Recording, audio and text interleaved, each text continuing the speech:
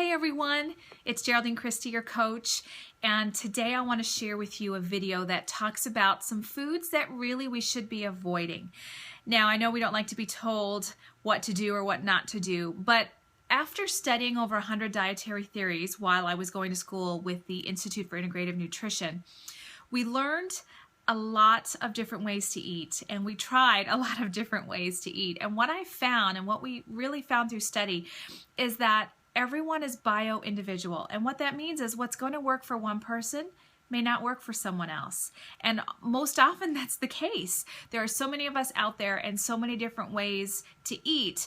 The trick is finding what works for you. But as a health coach or a health counselor, what I've found is that there are some general guidelines that I can give people, especially starting out, that are good places to start. And then you can start to what we call biohack your body, yourself, and figure out what version of a particular meal plan or a particular way of eating works best for you, where you have the most energy, your digestive system works well, and you just feel the best. Okay, so I'm going to go through some don'ts. I'm not going to give a whole lot of explanation as to why at this point, but just to give you a list to keep in mind. Okay, so if you want, you can take notes. So these are some things to not consume. And as a caveat, I will in another video tell you what I would call some do's, or things that you can certainly replace these particular foods with. Okay, so here are the don'ts. The obvious one I think we all can say right now and get it off the table is sugar. And that includes other forms of sugar like corn syrup, things like high fructose corn syrup, which is actually a genetically modified food, or we sometimes call it a GMO.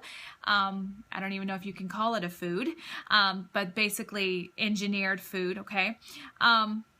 I will get into other sugars that are healthier, but your basic, brown sugar, granulated sugar, your overly processed sugars you want to stay away from.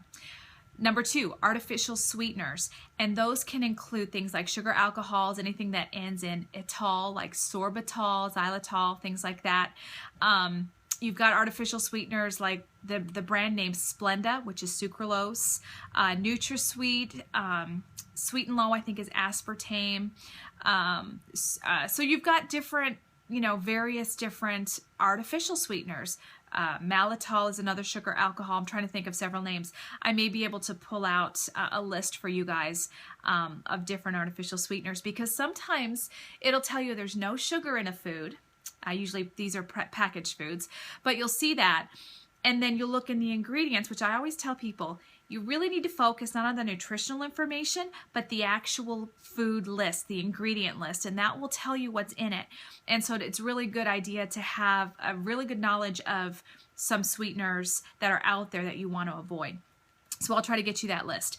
Number 3 is pop, and this includes both regular and diet. Diet is just as bad. I even hate to say it's worse, because they're both equally bad. I hate when you see on TV that people say it's made with real sugar. Like, that's a really good thing. It's not. They're both evil. They're just two different evils. Okay, so one is not better than the other. Just because diet drinks have no calories in them, they still cause you to eat more. There's a whole thing that happens biologically inside, and so it's just something you want to really try to stay away from. If it's something you struggle with, I recommend you really work hard at getting it out of your system.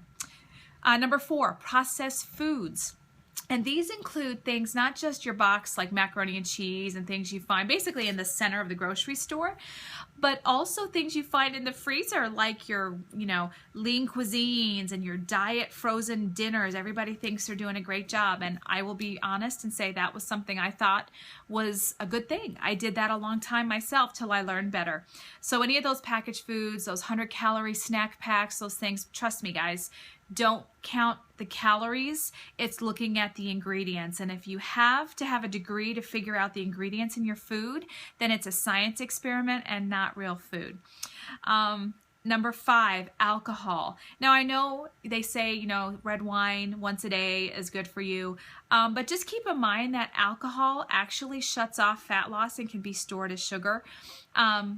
Not to mention all the other effects it can have. So you want to be careful with alcohol intake. Right now for our clean eating groups, we're not drinking any alcohol, but you really want to be careful on a daily basis how you put that into your meal plan.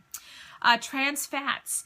The government allows up to 0.5 grams per serving of a trans fat for the company to still say on its label that it has 0, both in the nutritional information as well as say on the front of the package, it'll still say 0, when indeed it still might have it. You have to learn to read the ingredients list. So if you see something that says partially hydrogenated oil of any kind, it does have trans fat.